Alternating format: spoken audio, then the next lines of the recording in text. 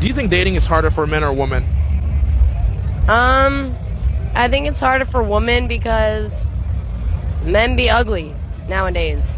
Straight up. It's hard to find like a guy that like is actually like attractive and like treats you well. Like, yeah, you'll find the hottest guy on the street, but he's gonna play your ass. And so like you gotta find that man that like, you find attractive and he's not like, a bop. So like the guy that, takes care of you, looks out for you, has the best interest for you. But why not go for the ugly guy who you know is gonna hold it down and keep it real, as opposed to the man that can pull any chick? I'm not against it. I'm not against that.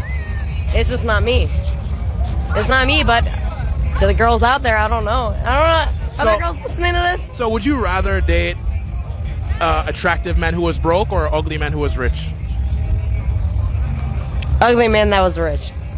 Y'all are gonna hate me for this, but I unfortunately think it's true. In dating, I think it's very appropriate and necessary for women to have a roster. More accurately, I think it's important for women to rotationally date, meaning they're going on dates with several men at a time. Whereas for men, I believe it's really important to focus on one girl at a time. I know you guys are gonna go into cardiac arrest, so let me explain myself. The reason being has a lot to do with how men and women operate and how different we are when it comes to relationships and attachment. I think generally women have a tendency to get attached easily, especially when we're spending a lot of one-on-one time with one specific person. If you're the exception, fine, this video is not for you. You don't have to keep watching. But I do think, and I'm also speaking from experience with myself, seeing only one person makes it really easy to get attached to that person, even before you've fully vetted them to make sure that they're husband material, that they're high value, high quality. Whereas with men like a conquest. Men are hunters. They're the ones that are going to see what they want and go and get it. If they're doing that with multiple women, they are spreading themselves out too thin, and they're gonna give each woman like 50% of the pursuing effort because that's just natural. You only have so much time in a day. So if you're spreading your time out with multiple people, how can you prove yourself to that woman that you're willing to invest in her and invest in a relationship with her? Like, how are you as a man who's seeing multiple women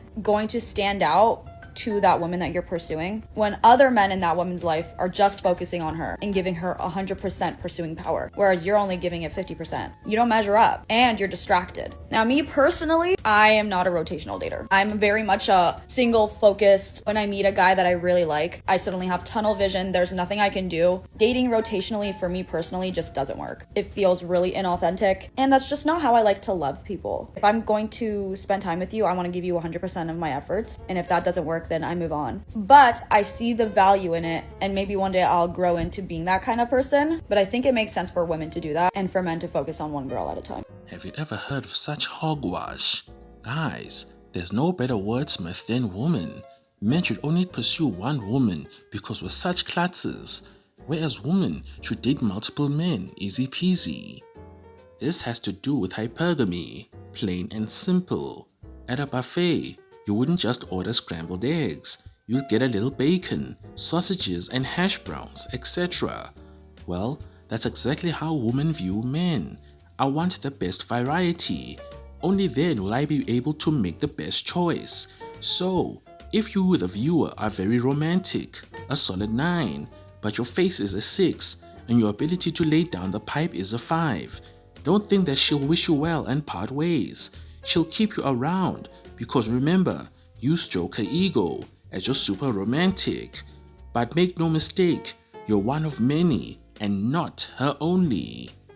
There'll most likely be a dude who's an airhead, but his bragging rights is that he's rich, a bum who can lay down the pipe like you wouldn't be able to believe. These men will be there, you'll just never know about them. Females have a problem with you knowing your worth, or also having multiple women on your roster because it deprives them of an ego boost. They've been told all their lives that they're princesses and queens, and what does a person of royalty want where commoners are concerned? Is to be revered and pedestalized. Alrighty everyone, don't forget to like and subscribe and comment.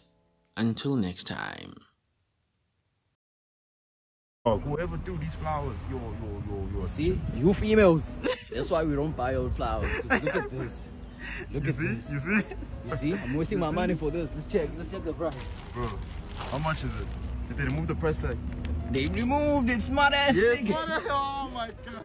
I've been on this earth 55 years, and I have never, ever heard a real nigga say, "Young lady, what do you bring to the table?" Can y'all please stop that goofy shit in 2025? I have never heard a dude with high testosterone ask a woman what you bringing to the table. Ever.